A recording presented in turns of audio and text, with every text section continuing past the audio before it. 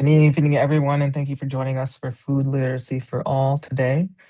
My name is Julius Buzzard, accompanied here by our team, who we'll talk about in the next couple of slides. But for those of you who are joining us for the first time or joining us virtually, Literacy for All is an initiative hosted by the Sustainable Food Systems Initiative and the Program in the Environment at the University of Michigan, but in combination with a number of community partners from a variety of organizations doing work within the food system, including Growing Hope in Ypsilanti, as well as Detroit Food Policy Council, Detroit Black Food Sovereignty Network, and Oakland Avenue Urban Farms, all in the Detroit area. Tonight, we have a wonderful guest with us tonight, Anthony Flaccavento, talking about how we can build a healthy farm and food system, specifically around overcoming the rural urban divide. As I mentioned already a little bit, I can keep going. If somebody else could move the slide forward, it's not working for me. Thank you. As I mentioned already a little bit, we have a very diverse team who's here. Myself, Julius Buzzard, I'm one of the co-instructors alongside Amanda Edmonds. Many of you have already met, hopefully, Taylor Julien, our graduate student instructor, and Sammy Maldonado, the course coordinator, as well as the folks from LSA and communication support and our community partners.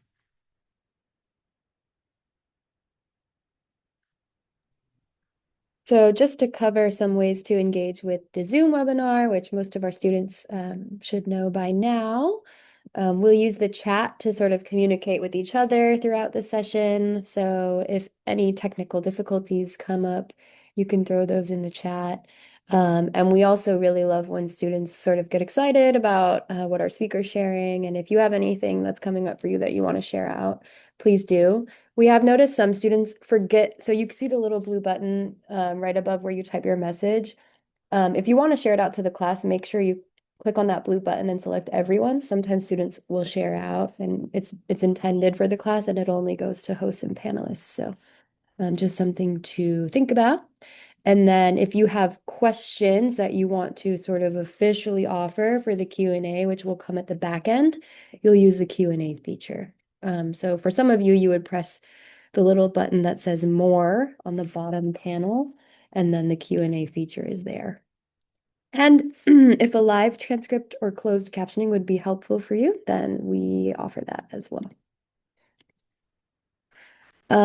So every week we have 20 students submit a video reflecting on the readings for the week. And so Anthony, I selected 2 of your pieces of written work to share out, particularly around bridging the urban-rural divide. And last week, Amanda had mentioned, come on, y'all, we want some extra oomph and some creativity. And let me tell you, I had such a hard time this week because the videos were so great. So I want to just shout out our runners up, okay? Because students really gave it their all this week, and I made note of who also did a great job. So Kendall P, your video was so great, excellent editing. Talked about sort of local food access as a privilege, especially in Indigenous communities, and brought up that nuance.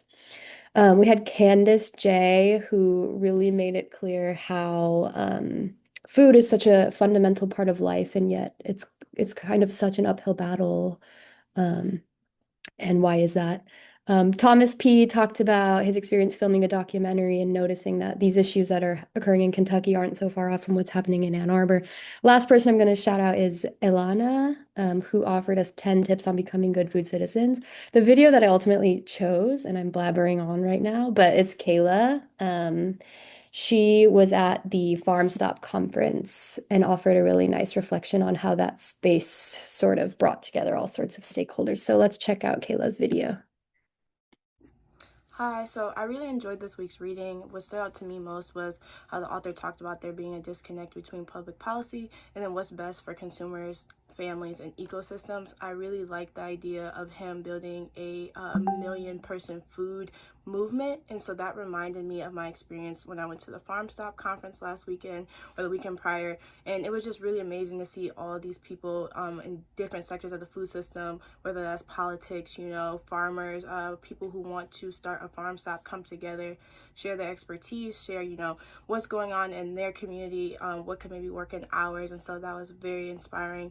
And our keynote speaker really honed in, we do not have to convert anyone to do anything, more so convince, that what we're doing in the food system matters and it promotes everyone. And then lastly, as an aspiring farmer, I'm really interested to see how these toolkits will help me in the future give back to my community. Thank you.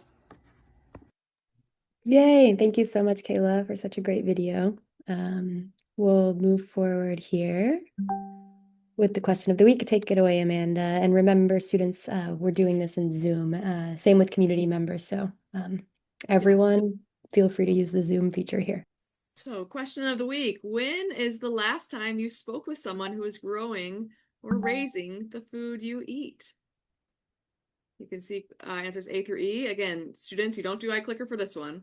Everyone does this one on Zoom poll, which is popping up for you.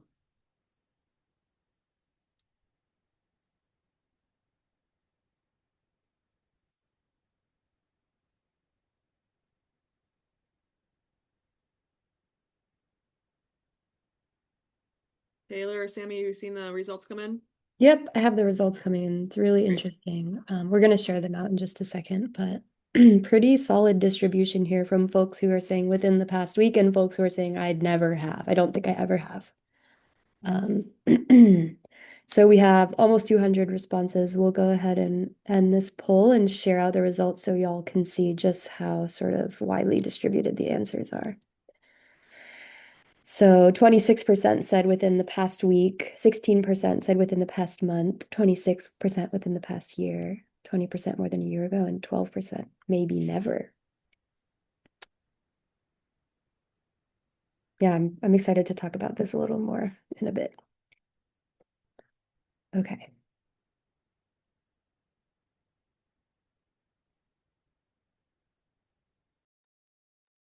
All right, so let's dig into it a little bit. I'm really excited and honored to be able to introduce our speaker tonight, Anthony Flaccavento. I'm really excited about this.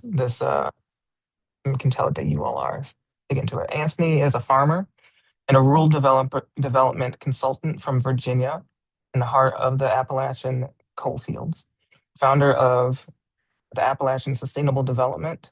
He's focused most of his work over the past 4 decades on building healthier food systems and more diverse, locally rooted economies in Appalachia and around the world.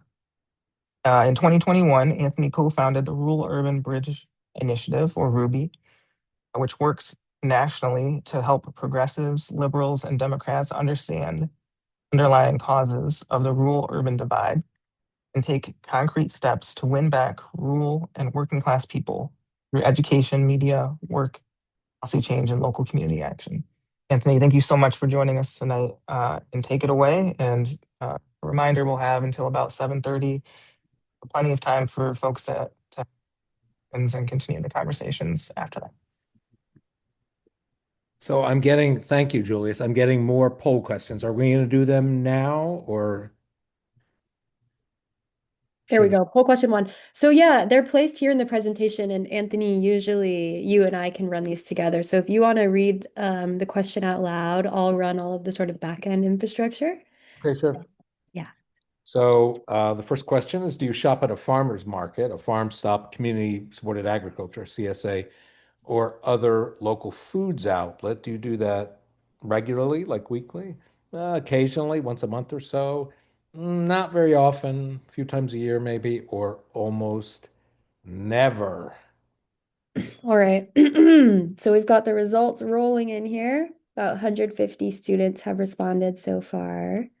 Right now, we have 7% of students saying weekly or regularly, so 13 students. About 60 students saying occasionally, 70 students saying infrequently or a few times per year, and 32 students, 17%, and community member, or no, sorry, I'm on the student side. saying almost never. And then the community results are in that Zoom poll, which we'll share out as well. So we'll wrap this up here. Interesting. All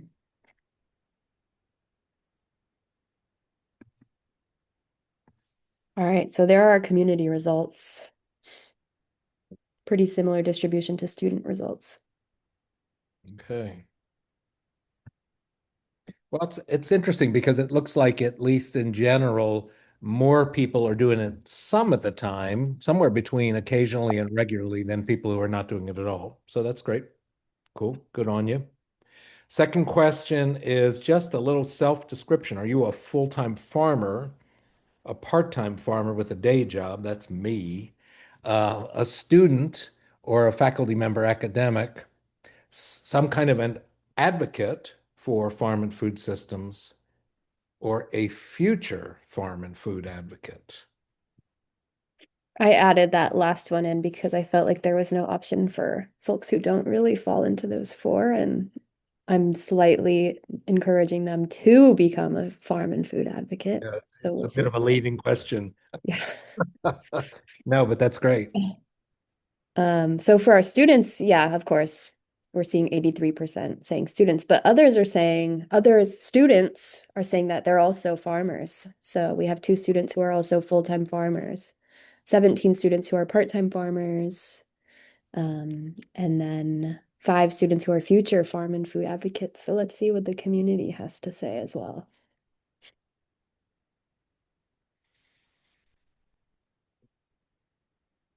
Okay, lots of the folks joining us who are not taking the class for a grade are also students. Sadly, no full-time farmers here with us tonight from the community, but some part-time farmers. And then we've got a lot of farm and food advocates, 31 from the community joining us today, and 12 future farm and food advocates. Great. Excellent. Well, that's a good foundation. I appreciate having that information. Helps. I'm Anthony. I'm in southwestern Virginia. This is the corner of the state that most people don't know exists.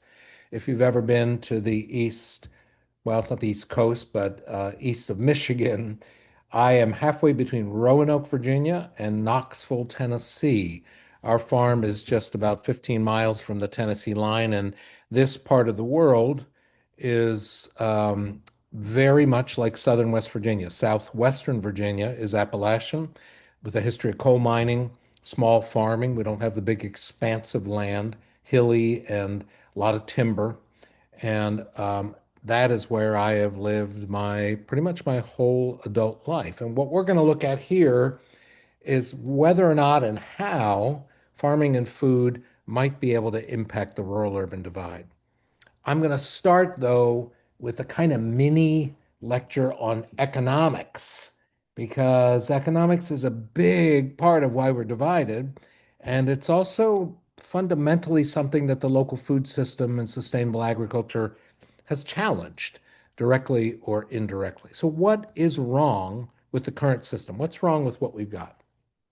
Well, we have kind of 2 things that have driven our public policy and the major decisions that we've made over the last 5 to 7 decades.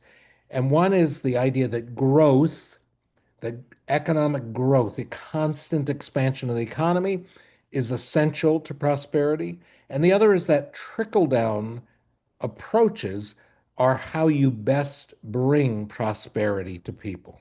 So that means that trickle down means that big companies and investors and the wealthy, they're the key to a thriving economy. So that what you need to do is reduce their taxes and reduce their regulatory burden. Because if you don't, they don't invest, they don't expand their businesses, and they don't create jobs. So reducing the regulations that hamper them, cutting their taxes, whether individual or corporate, um, is what spurs growth, and growth is the key to prosperity because it trickles down from the folks at the top to the rest of us. So that's what we've been doing for a solid 5 decades or more. In 1979, that was the last full year of the Carter administration, we had a top corporate tax rate, marginal corporate tax rate of 48%, and a top individual tax rate of 70%. By 2019, that was 21% and 37%. And actually, those two rates still hold today. 48% top corporate tax rate would be unimaginable in our current political climate and even pre-Trump. 70% top individual tax rate, the same. So essentially, we've cut corporate and individual tax rates over these last 50 years by more than half. What has happened? Well, let's look at two graphs here. This graph charts the growth in the population in the United States. Sorry, it's a little outdated, but the numbers aren't far off. In 1980, there was basically 230 million people in the United States. By 2016, there were 320 million. I believe the figure now is right around 340 million. So that's a pretty significant growth. You can see the yellow bar from 1980 to the red bar. Fairly significant, right? Compare that with the growth in the size of the United States economy. And this is adjusted down for inflation. These two bars would be far more divergent if we weren't adjusting for inflation. In 1980, the economy, all told, was about $6.2 trillion in its size. Now, by that we mean the total sum of all goods and services produced and sold in the economy in 1980, about 6.2. By 2016, it was nearly $19 trillion. Now, again, going back, that's how many people we added. That's how much the economy increased in size. That's how much more money is moving through the economy. And that begs the question, if the population grew by just a little more than 40%, but the economy nearly tripled in size, why aren't most of us way better off? Well, it's because economic growth alone is not the answer. You can grow an economy and it can benefit a very small segment of the population. Another way to look at this is around productivity. Productivity is a simple measurement of how much a worker produces, an average worker, in their job per day, per hour, whatever the unit of measurement was. For many years, productivity, the purple line, tracked pretty closely with wages, with both household income and hourly wages. You can see right in here, they were pretty tight. As productivity increased, so did wages, so did family income. But beginning around the late 70s, but really spiking in the 80s, productivity and household income and wages separated dramatically. What that means is that we became more and more productive through technologies, through the education and the skill building of workers, but workers didn't get it. This huge gap represents money being made by somebody, but not accruing to the people actually producing the products and services.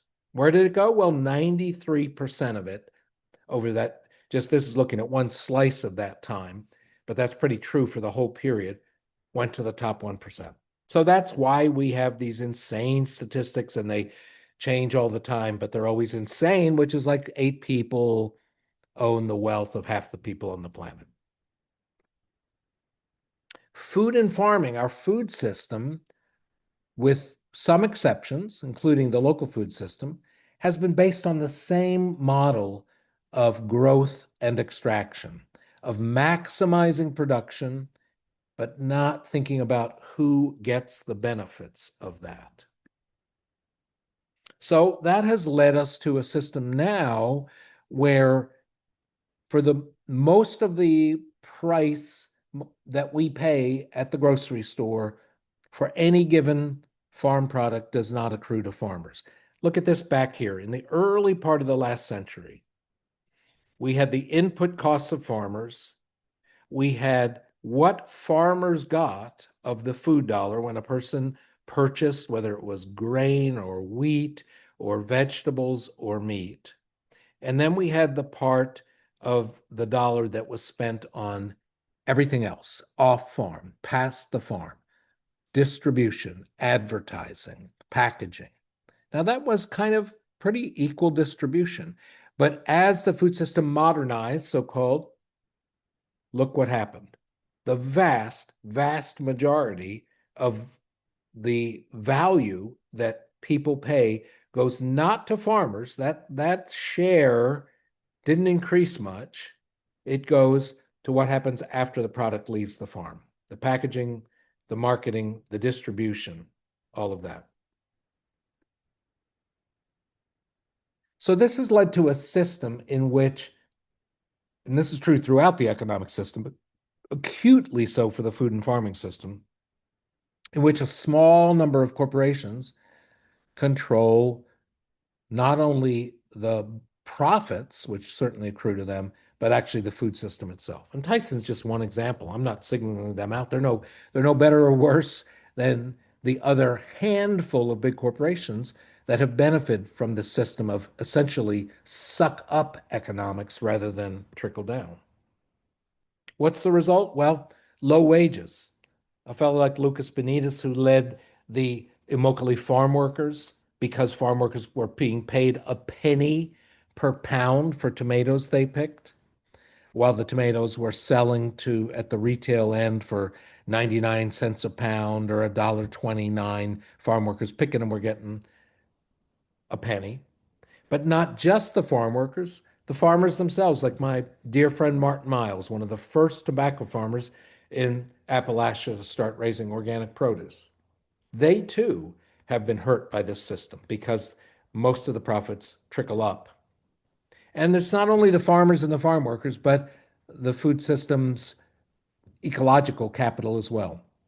Because under this system, the pressure to produce the most for the least cost oftentimes has led to treating our soil and the ecosystem more broadly as if it were a commodity that can be easily replaced. So the soil, instead of being a source, is treated kind of like a sink, a place where you extract things and dump things.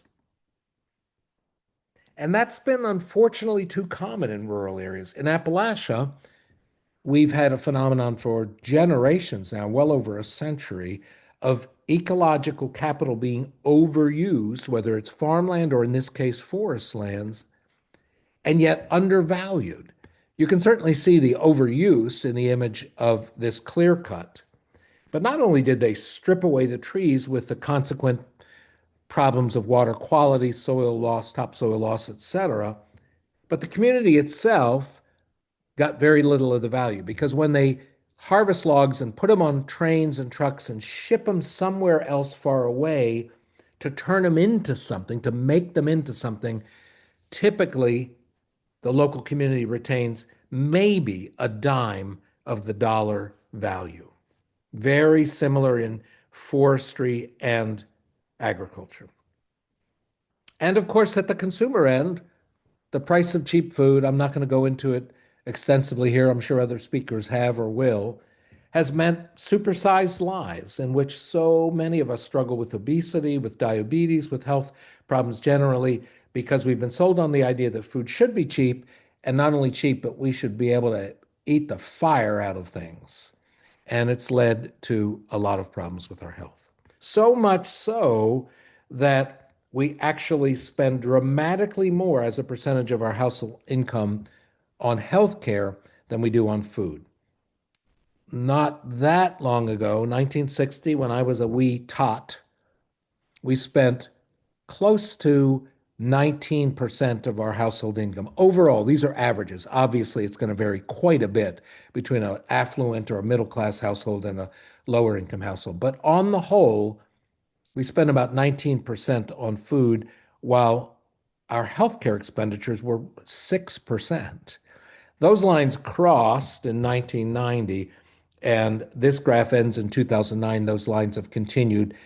Food costs basically going down, although with a spike of late, and healthcare costs going up. So we've made food cheap, relatively speaking, at least food overall, And then part of the consequence of that is we're paying for it at the back end with more healthcare. So who's benefited from this? Who's benefited from this model of wealth concentration, of trickle down? Well, this study that was done by the Economic Development Quarterly compared almost 3,000 counties across the US. That's most of the counties. That's three-fourths of the county in the US. And they compared them and separated them by those that had a pretty high proportion of small, locally owned independent businesses, farms and non-farms of all kinds, with those that had really a very small number of big businesses that were dominant in the economy. And what they found was that the counties with a high proportion of small to mid-sized independent businesses had greater per capita income growth. In other words, more people did well compared to those dependent on a few big corporations. In fact, they found the presence of large non-local businesses had a negative effect on local incomes. So what's been the result of all this? What does this mean for the rural-urban divide? Well, one thing has been that we have seen that the shift in emphasis that has put so much of the burden on farmers, on workers, on small businesses has led to a tremendous amount of frustration, even resentment and rage in some cases. And the finger's been pointed at the government and regulations, and sometimes appropriately so. But overall, many rural people, many farmers, coal miners, loggers, fishermen, and women feel like regulations are the problem. They're widely hated among rural people, including in places like where I live. Because a lot of us in rural areas feel like really the environment, the ecosystem, is fundamentally about livelihood. A healthy ecosystem should deliver goods to us, whether it's firewood, food, materials, lumber. We have a sense that this is possible rather than the environment simply being something that is protected from human activity. So it's a slightly different thing.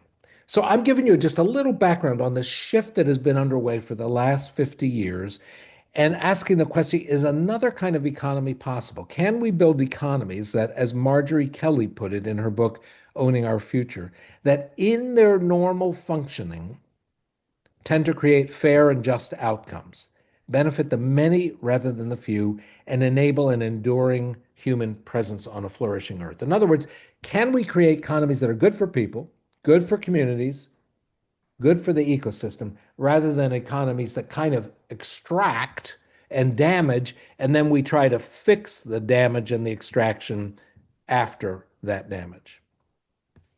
Those economies that do that to a greater degree, I refer to as bottom-up economies, bottom-up economics. I wrote a book by that title back in 2016, Building a Healthy Economy from the Bottom Up. It's the idea of building layers of economies, but making the starting point households and local communities rather than Wall Street, the World Trade Organization, International, rather than looking at them as the key drivers of economic prosperity and letting that trickle down to us. You build from the household and local community up.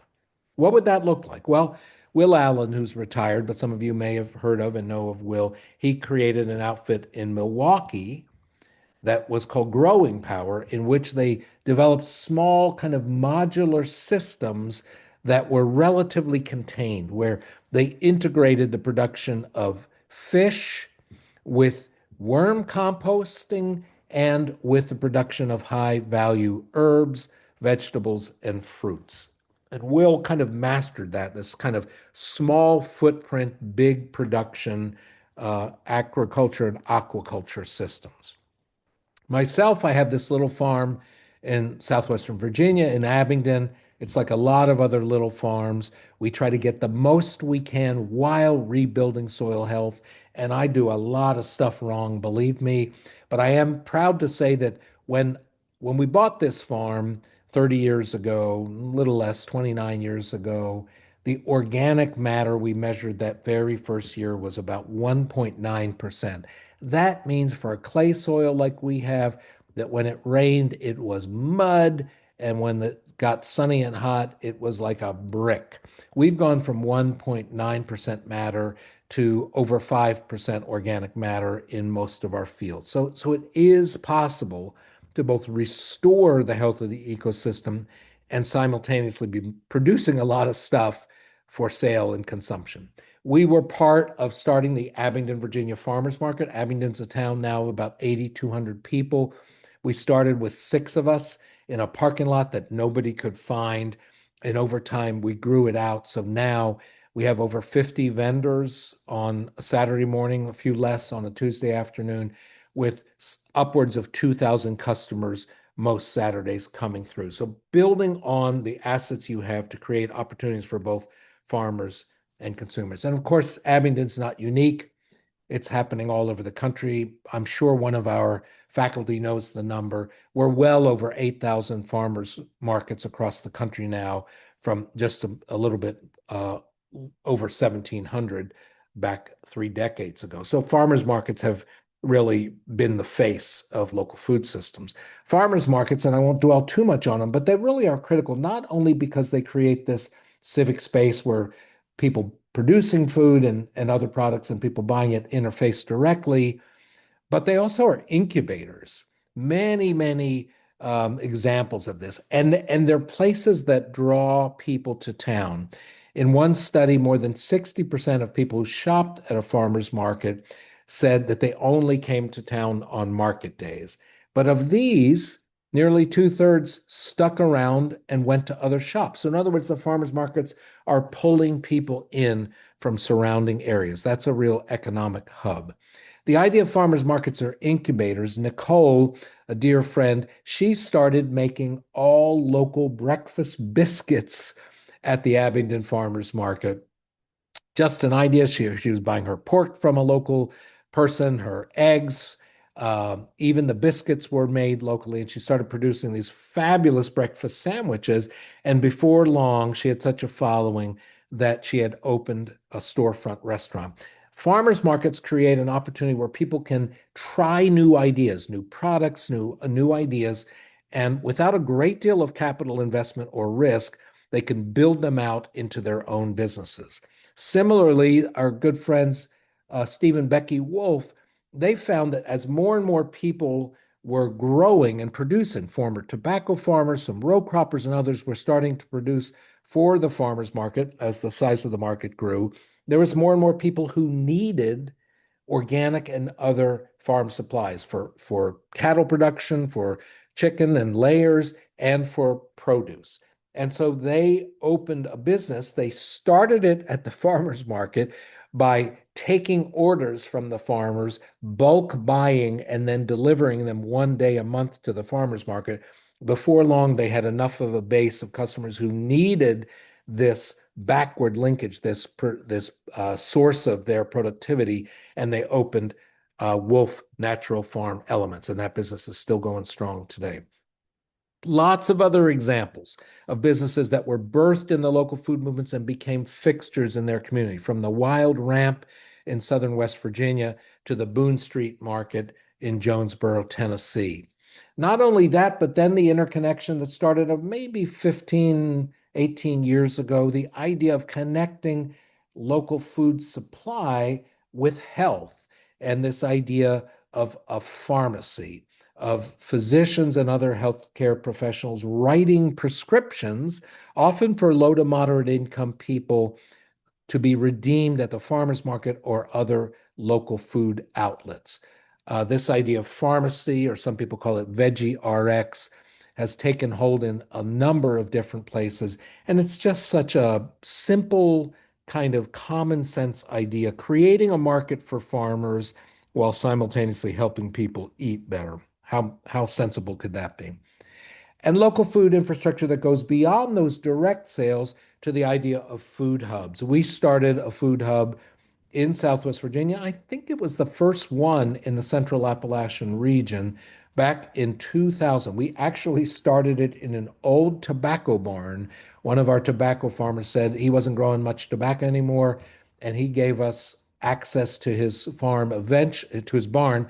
Eventually, we built a standalone facility for what's called the Appalachian Harvest Food Network. And again, we started that in 2000. I ran it for a number of years. It's still going strong today. It's grown tremendously. And this is the idea of community capital, the notion that you don't always have to get, whether it's loans or grants, you don't always have to invest in every single farm or food business. Sometimes you can create community capital where multiple farms, multiple food businesses can use a facility to grow out their own business rather than having to spend a ton of money. So that's what the Appalachian Harvest Food Hub is. It's a place where farmers can bring produce and other products, herbs and others. It's cleaned, it's processed, it's packed, and it's shipped to markets, and the farmers get a good return on that. We use the Appalachian Harvest Food Hub to help farmers like John Mullins transition from raisin tobacco to organic produce. And what I love about this figure that is politically incorrect in countless ways is John, who had been a lifelong tobacco farmer, is proudly holding 3 of his certified organic um, golden tomatoes among many, many, many that he grew for Appalachian Harvest while smoking a cigarette. So we went to John and farmers like him, and we didn't say, quit growing tobacco, it's killing people. We said, we have a market for organic produce. It's college and university dining halls, and even bigger than that, it's regional grocers who want to pay a premium for this. And John jumped on board. So we used an approach of creating opportunities rather than scolding him for doing something we thought he shouldn't be doing. Lots of other examples. La Montanita in New Mexico, a member-owned co-op food supply chain that again creates market access and adds value. We see co-ops in Arkansas, including the New South Co-op and co-ops in Georgia, like the New Communities Land Trust, which focuses on Black-owned land and Black-owned farmers. And again, not only preserving the land, but preserving it as productive land and linking it to market opportunities. One interesting example that kind of brings all of this together I want to mention is my friend Dwayne here, Dwayne McIntyre, who started a farm called Goshen Farm. Dwayne is a diversified meat-based operation. They have fryers, chickens, laying hens. They have grass-finished beef. The chicken and the laying hens are all on pasture, and they have dairy. And they started with a herd share. In Virginia, you can sell raw milk if you're not really selling the milk, but you're selling a share in a cow. And that's what they've been doing. My wife and I have been buying from them for 15 years. But along the way, they found many, many people wanted not only their milk, but their buttermilk and yogurt. So they needed to build a micro dairy. And what they did was they raised as much money as they could from family, but they were still about 60 grand short for this micro dairy. So they turned to their regular customers and they said, how would you like to become shareholders? A number of us did that. We bought shares in the business and it allowed them to complete the micro dairy, and their markets have just exploded since then. And the interesting part is we've been paid in dividends for the last 6 years since they started the micro dairy, and the dividends are milk and yogurt and eggs. It's a win-win-win. I'm going to skip over that and just say a few more slides about this question of big business versus small. This was a Harvard Business Review. It's been replicated more recently, showing that, again, a diverse local economy with lots of small to mid-sized businesses is better than one dependent on big, because they found that regional economic growth is highly correlated with the presence of many small employers, not a few big ones. Are these bottom-up economies not only better for job growth and wages, but for our human health? Well, a Cornell professor named Thomas Lyson, he looked at 200 counties across the US, and like some of the others I mentioned, sorted them into those counties that had a few big employers and those that had lots of small employers. And what he found was that the counties that had many small businesses had lower disability rates, better maternal health and baby birth weight. Can you imagine that? And less substandard housing. In other words, the more you have this diverse mix of small to mid-sized businesses rather than a dependence on a few big ones, you just have a healthier community. Really quite remarkable. So here we are, 20 now, it's really more like 30 years of local food system, and many of you are involved in it. It's helped to put a face on food. It's helped to connect thousands of farmers with really a few million consumers. That's been a fundamentally good thing. It's brought more young people into farming, and we all know that the average age of farmers is coming up on 60, and lots of people are getting out of farming. But the local food movement, the sustainable farming movement, has helped not to completely reverse that, but at least to bring in a growing number of younger people into this. It's supported healthy eating. We've seen that not only in the pharmacy programs, the Veggie RX, but overall. But still, the local food movement has struggled with the question of affordability and food access, the food justice question. So all of this is my kind of preface to raise the question about if we have a system where growth and trickle down has created not broadly shared wealth and prosperity, but an extraordinary level of highly concentrated wealth. In other words, a handful of really rich people and really big corporations, while the great majority of the rest of us struggle to one degree or another.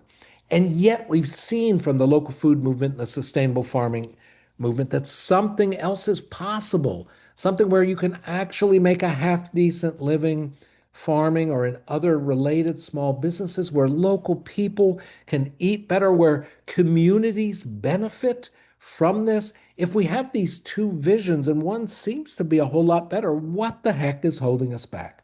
Well, I would argue that among many other challenges, perhaps the most fundamental one is we have a politics that capitalizes on alienation and mistrust and is undermining our efforts to create a fundamentally more just and healthier economy.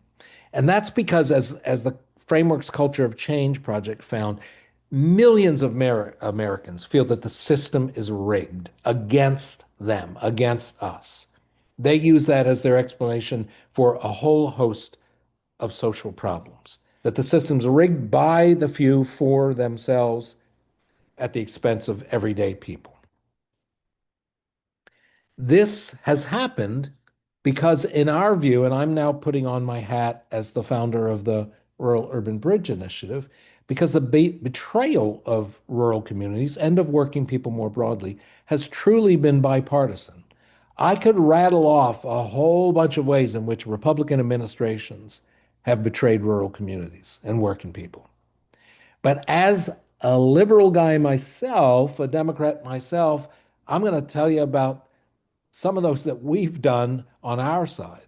When Bill Clinton eliminated the Glass-Steagall Act, that opened up the doors for derivatives, for mortgage-backed securities, for all kinds of things that nearly destroyed the economy in 2007, 2008. That wouldn't have been possible had the Glass-Steagall Act been kept in place. That's one example. Another was his championing of NAFTA, and later on the entry of China into the World Trade Organization with most favored nation status. You could just say that broadly, our trade policy, it's been great for folks who want cheap stuff.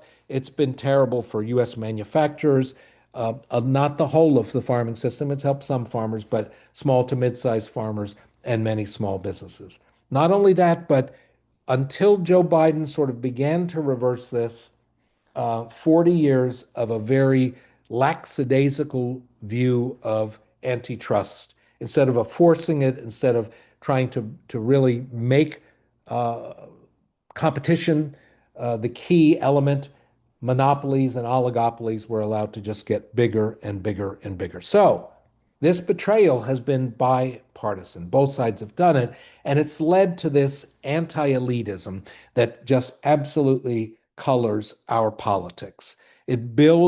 This anti-elitism builds on the fact that a lot of people's lives have really been hurt. Their communities have been hollowed out. Their farms have been bought up by major farms or by big investors. And yet they themselves feel like their concerns are not heard. It's created this politics of resentment, as Kathy Kramer called it in her book. And that politics of resentment is part of this broader rural consciousness, this sense of not getting your fair share. Now, the other thing I want to mention, because it's a big part of our struggle, is that this politics of resentment, this general sense of alienation, also includes the question of experts. A lot of people on the left, a lot of people who are highly educated are perplexed or befuddled for why so many people don't seem to trust the experts. For many of us, it's kind of a no-brainer. Of course you trust the experts. They went to Harvard, they went to Yale, they're smart. And that's true, except that the experts are not always right. And they weren't right when Bill Clinton and his Treasury Secretary said NAFTA was going to create 1 million net new jobs in its first 5 years. It didn't. And if you lived in a small town or a factory town or rural community, it sucked the jobs out. So the experts aren't always right.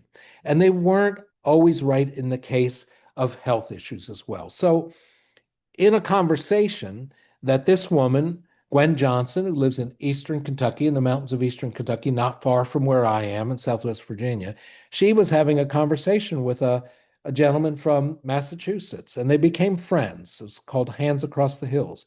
And at one point, the Massachusetts fellow said, Gwen, I don't understand it. Why are so few people in Eastern Kentucky getting vaccinated? This was 2022 at the height of the COVID epidemic. And Gwen said, OxyContin. That was the first word out of her mouth. She said, we were told that OxyContin was perfectly safe, not addictive. Who told us? The doctors, the pharmacists, and the regulators from the government. But it's devastated our community. So again, my point is not to say the experts are not right anytime, but it is to say that sometimes they're spectacularly wrong, and this has fueled the sense from many rural people that they can't trust them. Okay, so what do we do about it? Well, many of you are deeply involved in the local food system. I am still, even though it's not my main focus now, because I farm, I participate as a producer. I also shop and support other local farmers. But from a more of a kind of cultural, political point of view, and I'm close to wrapping up here, at the Rural Urban Bridge Initiative, we talk about this fundamental issue we face. If there's visions and there's clear examples of building a better, healthier economy and more vibrant local communities, what do we need to do to get more people on board? We need to overcome the divide. And to do that, Ruby talks about thinking, talking, and acting differently. Thinking differently begins with the recognition that a whole lot of rural folks, not just farmers, believe that the economy and the government have failed them and that the wider culture utterly disrespects them. And if I had more time, I would give you a lot of information to show that they're basically right about both of those things. But let me say to you that even if you don't buy it, that that's really happened, that is the starting point in engaging people across this divide, because that is very much a pervasive view. So how do we think differently?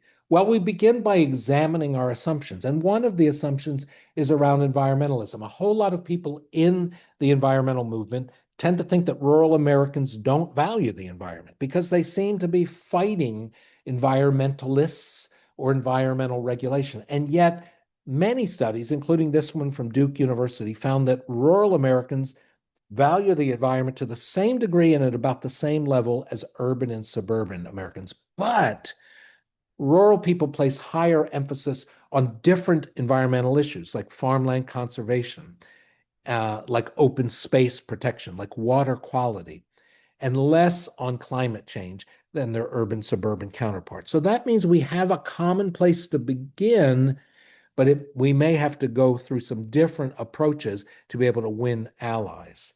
Similarly, thinking differently means examining our assumptions about the role of government.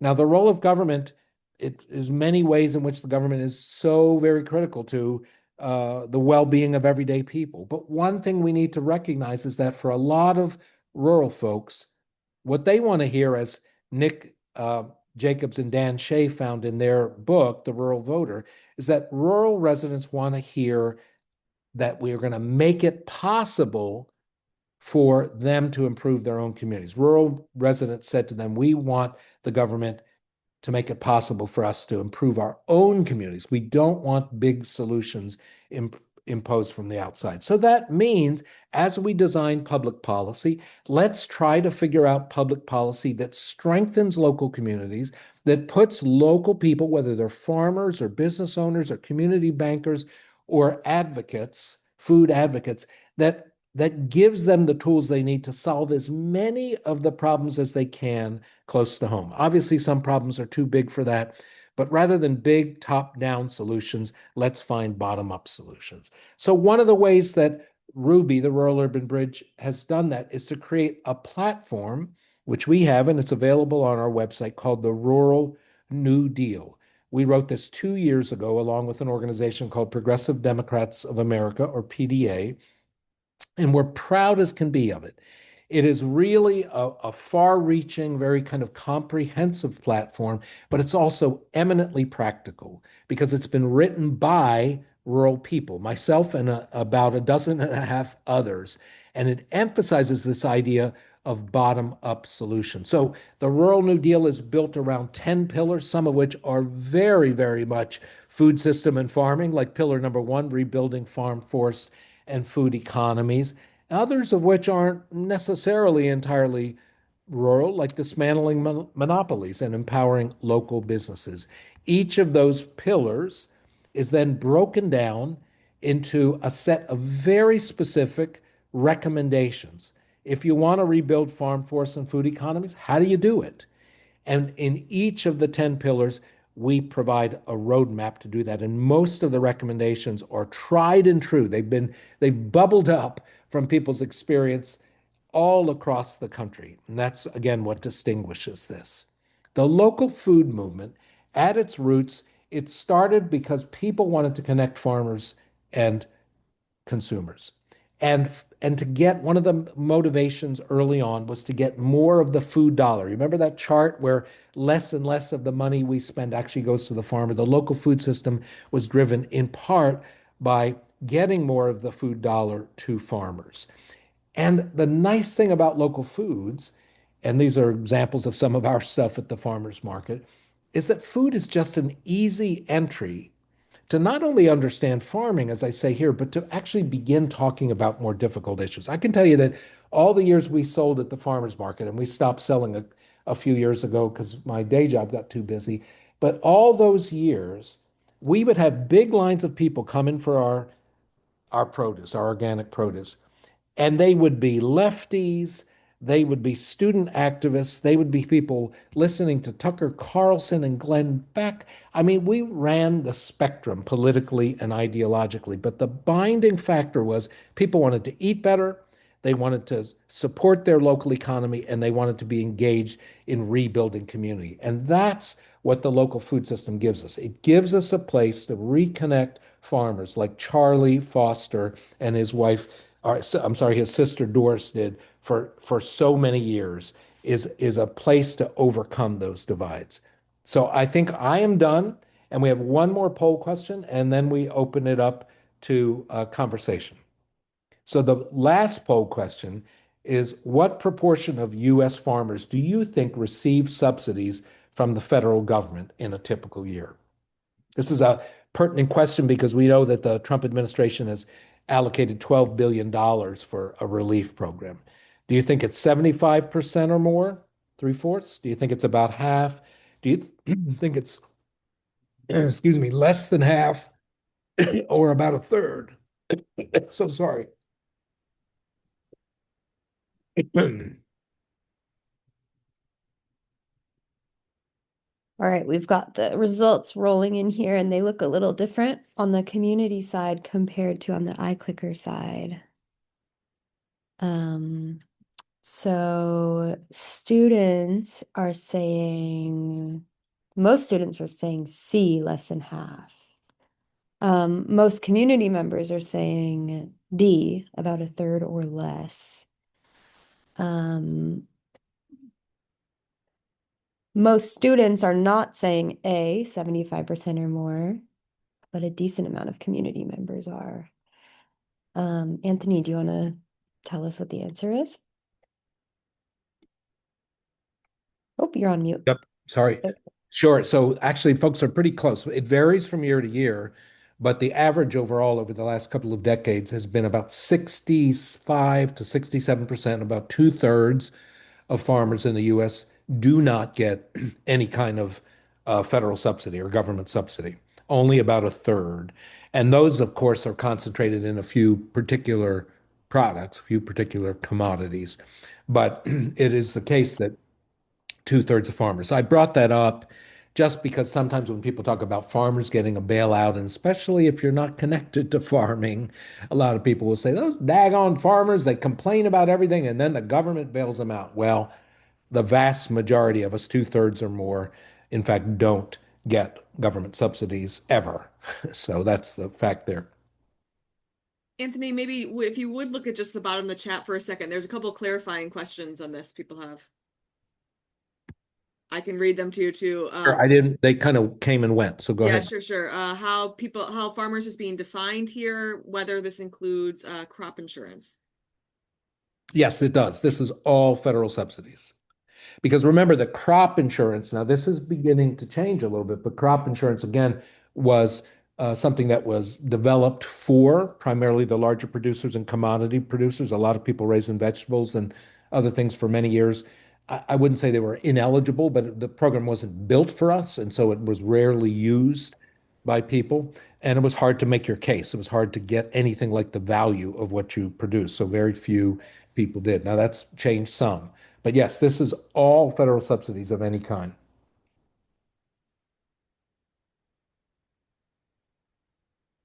So Well, we're ready. yeah, we'll move into the Q&A. Thank you so much, Anthony, for that fascinating talk. And we'll just get right into it, trying to get through as many questions as we can in the next couple minutes here. So one area that I'd appreciate you expanding on is, you brought up that great example of I always pronounce it wrong, cotton, okay. Yeah, and with rural communities and how that kind of connects to the COVID vaccine back in 2020 and that time.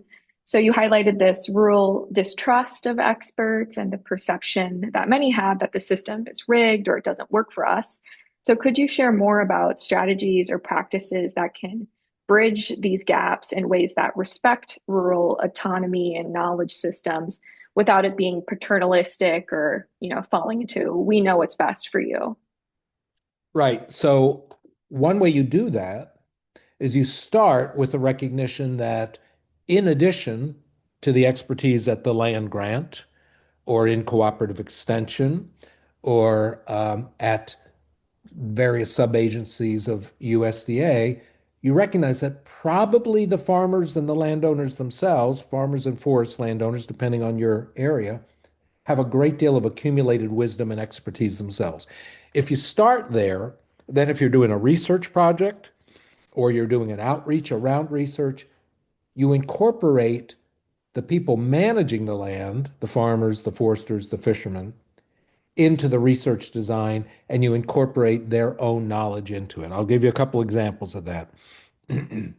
Years ago, we launched an initiative around trying to do sustainable forestry in the Appalachian region to counter that clear cutting, high grading thing that I showed images of.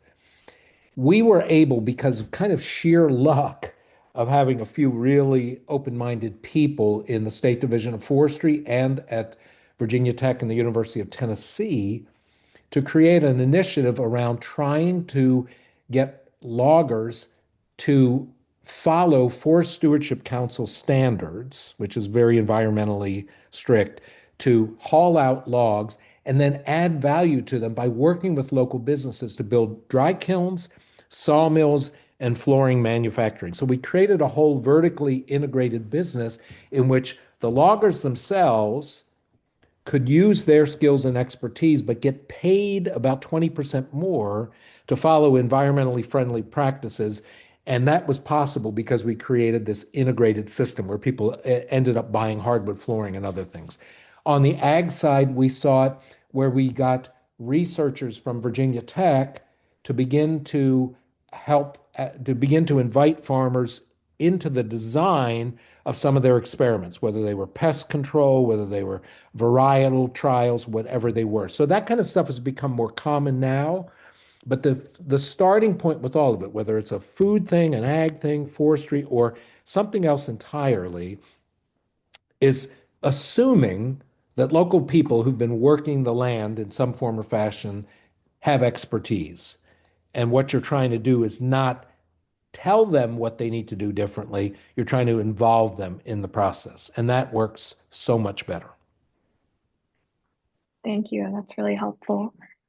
We have a couple questions, one from Taylor and Francesca, kind of about young farmers. And you mentioned that how the average age of farmers is in the US at least is getting up to 60 years old.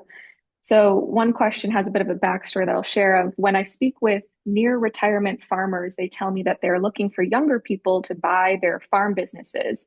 And they speak of the reality that few of these young farmers have enough access to capital to make that expensive purchase. This reality certainly benefits larger businesses and further consolidates food production or food systems. But on the other end, this person also hears of farmers saying, well, young people just don't want to work these days. They don't want to be involved in agriculture. So could you share more of the next generation of local farmers and what do you think about this situation within a rural urban divide framework? Yeah, and I've heard both of those things a lot. And there are older farmers who very much want to transfer their land to keep it in farming. And they feel, remember that part of the comparative here is the value of their farm in a lot of places is not inflated, but they know that if they sell it to a private equity firm that wants to amass land holdings or to wealthy investors who have no connection to the area, they can get a whole lot more money than some sort of a lease to own arrangement with a young farmer. So it's really difficult in terms of their own self-interest for farmers to be able to accommodate that. That said, imagine if the state and federal governments not only created land linked programs, which most states have some kind of a land linked program, some kind of a online database where a retiring farmer can find an interested new farmer and vice versa. Most of those programs, though, don't have money behind them. What if, in addition to those programs, you had the federal government investing in them so that the new growers could have access to really low cost capital. Instead of having to go to a private bank and take all that risk, they would have access to very low interest loans, long-term loans. Then you begin to open up the possibility where the farmer can sell their land over time at and get a reasonable return for their retirement. And yet the local farmers don't have to take out a $2 million loan when the chances of them paying it back are nil. The other thing I'll say about it is, although although it's not the total answer, that's the great thing about the local food system and the kind of direct to consumer connections, farmers markets. People can dabble and can kind of grow their business without a great deal of cost. People can, Charlie Foster, I showed the image of Charlie and his sister towards the end of the presentation. Well, Charlie had his own land that he grew on, but he also leased out 3 or 4 other plots of land. And that's really common where so again, he didn't have to put a lot of money at risk. So the local food, that access to consumers, those kind of the scale that you need to sell into a farmer's market or into small local grocers is small enough that you don't have to put everything at risk, and you can see if you like it, you can see if you're good at it, you can refine your product mix, and so it's a great way to graduate into farming as an occupation. Thank you for sharing more on that.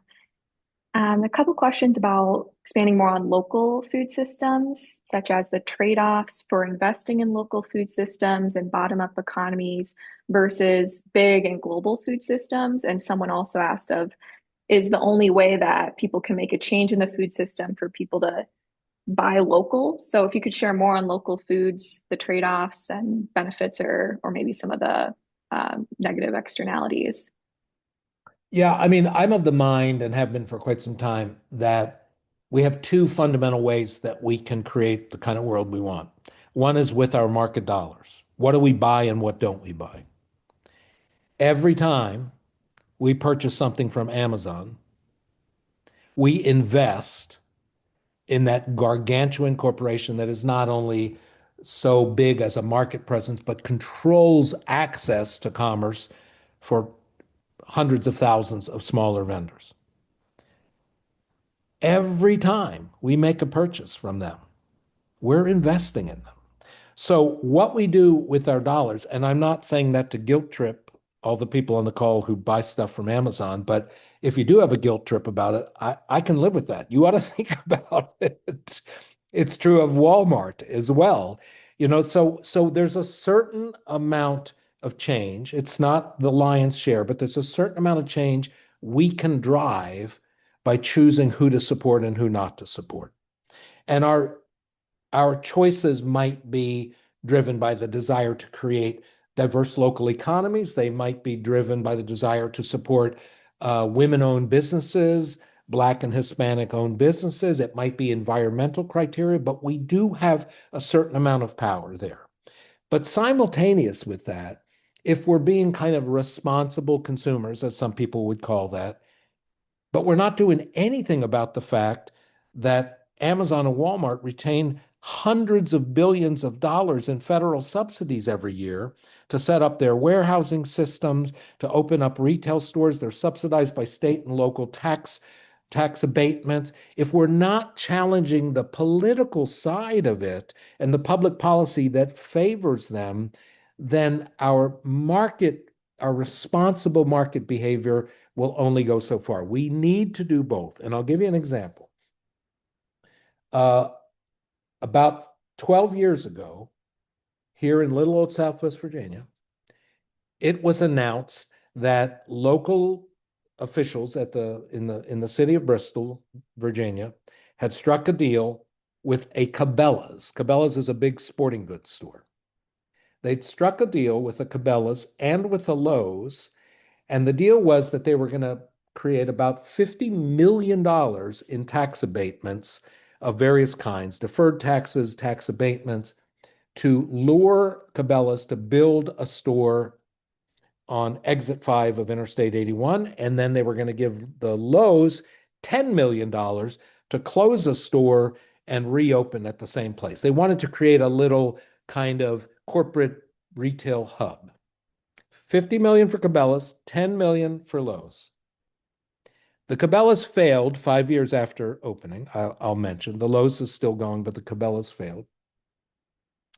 But at the same day, this is true, the same day that they announced this $50 million package in the Bristol Herald-Courier, they also announced the winner of the Bristol, Virginia Entrepreneur of the Year Award. And they described her business. It was a really cool retail business. And do you know how much she got for being the best entrepreneur of the year? $5,000. So what's the difference between 5,000 and 50 million? It's 100,000-fold difference. So for every dollar that local entrepreneur got, Cabela's got $100,000. That is public policy choices about how our tax dollars are used. If we don't confront and change those things, then just buying from that local business is not enough. Our strategy has to be a twofer. Thank you. We'll do one last question, and this one is especially relevant to Michigan area, but also throughout the US and world of data centers and the increase of AI. Do you have any thoughts? I know this wasn't talked about in your presentation, but if you had any thoughts or have been hearing from others on farmland and whether that should be sacrificed or rural land for data centers. Is that a softball question? And it's okay if you don't have a response. I know that wasn't my response is, number one, I go by Wendell Berry's admonition that the way we judge new technologies, so-called technological advancement, the benchmark should be what does it do to community? Wendell said this in the early 80s. Does a new technology enhance, support, sustain, rebuild community, or does it whittle away at it? Does it take the bottom out from under it? We tend to be a technophilic people in the United States. Overall, we think if something is newer, faster, if it can, all of that stuff, we tend to embrace it without necessarily grappling with the downside. AI is probably not just the latest example, but potentially the most extreme example of that, because we really don't know what the consequences could be. What we do know is this: to make AI possible, we've got to build these data centers that almost every community, conservative and liberal, hate. They don't want them in their communities. They're going to use a tremendous amount of land, energy, and water, as well as taking up prime farmland, because they're not going to build them on the hillside in Appalachia. They're going to build them where it's flat. But we also know what are the consequences of that. How many of us enjoy dealing with an AI when we try to call and reconcile a build problem that we have? And when you don't get a human being, you get artificial intelligence. I mean, even putting aside the question of whether or not super intelligent, self-learning AI systems can eventually make humanity obsolete, that's a legitimate question. But just in terms of the everyday, what does it do to build community? My analysis is it doesn't help much, and it sure doesn't help farming and farmland values. Because much like big solar, and we have solar panels on our farm, but big solar, which is a good thing in many respects, tends to drive up the price of farmland, and it's an inducement to farmers to sell out. So those kinds of things we need to be stopping and really seriously considering the consequences. And the good news is that a whole lot of communities, people are fighting back against those data centers, and it's kind of a rallying cry that's getting the farmers and the conservative property rights people together with the lefties. So that's a good thing. Thank you so much. I know that was a fun question to end on, but really appreciate your point of what does it do for community and asking that as we move forward with anything happening in environmental and social areas. So thank you so much, Anthony, and I'll pass it over for some closing remarks. Yeah, I'll say before I go into this slide, Anthony, for context, the in our county, there are actually multiple data center projects that are being considered and or faced with strong opposition. One of them is a project by the University of Michigan happening in the community that Julius and I are part of over in Ypsilanti that is facing strong questions and oppositions at multiple levels. So it's a hot topic here in many ways. And actually, for those of you students, undergraduate students, there's going to be a B course seminar taught by our new colleague Jules Reynolds, specifically called the political ecology of AI. Jules put in the chat if there's any info on registering. So it's a half semester seminar, and then I think there'll be probably a more full version of that course next fall. So if you really want to get into and understand and grapple with all of the issues around that, that's an opportunity too. So thanks so much. A couple of things coming up. Most of these you've seen before, so I'll go through them fairly quickly. This Thursday is a great webinar coming up from our friends at Michigan State University and partners in some of the tribal communities about developing tribal departments of agriculture. So this falls on what we heard from Dr. Tara Maudry and the role of tribal agriculture departments. So that's, and there's coming up then in another month, we'll have a slide soon. Actually, there's an Indigenous Food Sovereignty conference that U of M and MSU and others are co-hosting.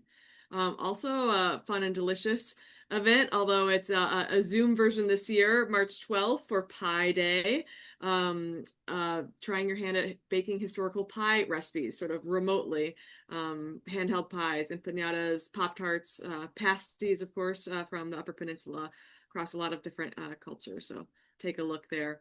And a reminder that all of the things that we plug in the NIF class are also in the weekly newsletter that any of you who are here and registered are getting. So if you don't grab the QR code, you'll see it and you'll find the links in the newsletter. We are excited to be the Sustainable Food System Initiative, a co-sponsor of a great screening of a documentary called The Price of Milk that will also then have a panel discussion with one of our food studies scholars here at University, Margot Finn, and the VP of Sustainability for Oatly. So about milk and the political ecology of milk and the Got Milk campaign, etc. So I encourage you to join us on the 12th of March in person for that one. And you've seen these every week, but we've got some deadlines coming up this week for farm stand manager from the campus farm, farm internships deadline also coming up soon, applying to the sustainable food program. Again, end of this week. This is when you need to get applications in for a bunch of things. And we've got a sustainable food program also doing a bite-sized food themed variety show on campus. So we're so pleased with our friends and partners over there who we heard from a couple weeks ago and all of that they are putting in place on campus. I'm really excited that next up, not next week. So community members make note, next week is U of M spring break, spring in quotes. So no class next week. But the following week, March 10th, is a panel of urban agriculture directors at the municipal level, people who have currently or recently been working in this. We've got a good friend and colleague of mine, Patrice Brown, who's urban agriculture for the city of Detroit, Rebecca Siebert, who is in the city of Dallas, and Kimberly Acosta from New Haven, Connecticut. So a great geographic spread, and it's going to be panel style. So I think we're going to really learn a lot about the municipal approaches for those, handful of places in the country that actually have paid municipal staff working in urban agriculture and food policy more broadly. So I really hope you will join us for that. And 7:48, we're ending 2 minutes early. Sorry that we weren't able to answer every question, but thanks for bringing those in. And we'll ask Anthony if he has a way people can be in touch with him after this in case they want to inquire more. Yeah, Sure. and then can I quickly mention Yep. also the readings for the March 10th session? So we've just received those from speakers, and I'll upload those tomorrow for students, just so you all know. Thanks for the reminder. I'll upload that into the syllabus and also on our homepage in Canvas for you. Great. And I'll just say first of all, thanks for this opportunity. It was fun. And I hope folks got a little bit out of it. If you're interested in talking to me, besides my little farm, my day job now really is entirely focused on the Rural Urban Bridge Initiative and our effort to overcome the rural urban divide, which we feel is fundamentally handicapping our ability to solve problems and is leading us down some very dangerous paths. So if you're interested in learning more about that, you can contact me directly by email at anthony@ruralurbandbridge.org, or you can go to our website, Google the Rural Urban Bridge Initiative. Think of Ruby for short, Rural Urban Bridge Initiative. We've got a great website. It kind of shows you what we do in public policy, like the Rural New Deal, but also we have community engagement. We have monthly, first Wednesday of the month, webinars that are fantastic. So lots of stuff and opportunities to get engaged. And we put that in the chat, but we will also put links to your organization, as well as a number of resources we made note of that we think people may want to learn more about in this week's newsletter. So some great follow-up for you. Great. Thanks, everyone. Have a great night, and we will see you in 2 Tuesdays from now.